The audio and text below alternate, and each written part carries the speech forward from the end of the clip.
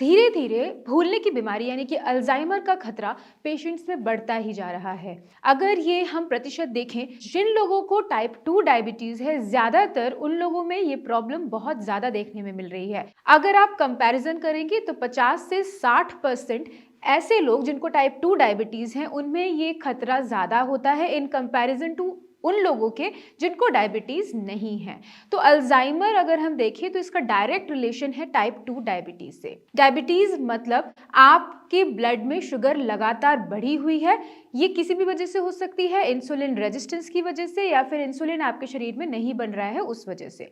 और अगर हम अल्जाइमर की बात करें तो अल्जाइमर में आपकी जो ब्रेन टिश्यूज हैं वहां पे बीटा अमाइलॉइड प्रोटीन का डिपोजिशन हो रहा होता है, जिसकी वजह से जो यहाँ से वहां तक जाने वाली सूचनाएं हैं उनमें बाधा उत्पन्न होती है, जिसकी वजह से आपको प्रॉपरली इंफॉर्मेशन नहीं मिल पा रही होती है और आप लगातार चीजों को भूलने लग जाते हैं।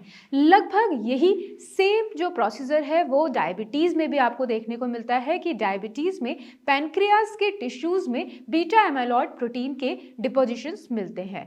तो ये लगभग सेम प्रोसीजर है जो दोनों ही कंडीशंस में मिल रहा है और ये एक क्लियर इंडिकेशन है कि इन दोनों में काफी ज्यादा रिलेशन है और जिन लोगों को टाइप 2 डायबिटीज है उनमें अल्जाइमर का खतरा ज्यादा होता है।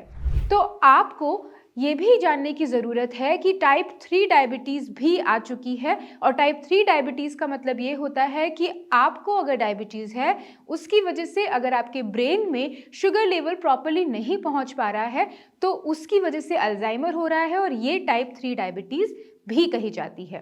तो आपने देखा कि अल्जाइमर में डायबिटीज में बहुत ही ज्यादा रिलेशन है और इसे टाइप 3 डायबिटीज का नाम भी दे दिया गया है। तो करना क्या है? आपको बहुत ज़्यादा समझने की ज़रूरत है कि ये दोनों ही डिजीजेस प्रोग्रेसिव होती हैं, तो आपको इनको कंट्रोल रखने की रिक्वायरमेंट है, जिसके लिए आपको अपने ब्लड के सारे पैरामीटर्स को चेक रखना चाहिए, यानी कि आपका बीपी कंट्रोल में रहना चाहिए, आपके शुगर लेवल्स कंट्रोल में रहने चाहिए, कोलेस्ट्रॉल, थायराइड, सभी चीज़ों को कंट्रोल में रहना चाहिए। और उसी के साथ साथ आपको ऐसी सारी एक्टिविटीज़ करनी चाहिए जिसमें आपकी फिजिकल और मेंटल एक्टिविटीज़ इन्वॉल्व हो, जिसकी वजह से प्रचुर मात्रा में ब्लड का सर्कुलेशन हो आपकी बॉडी में और ब्रेन में। जब ये प्रॉपर सर्कुलेशन होगा तो जो बीटा एमाइलॉइड का डिपोजिशन है वो धीरे धीरे हटता जाएगा और आपकी जो ये कंडीशन है, चाहे वो अल्जाइमर की बात करें या डायबिटीज़ की, दोनों ही चीज़ों में आपको आराम मिलना शुरू होगा। और क्योंकि ये इंटरलिंक्ड है तो धीरे धीरे दोनों ही कंडीशंस में आपको सुधार मिलने लगेगा, शुगर कंट्रोल हो जाएगी और आपका जो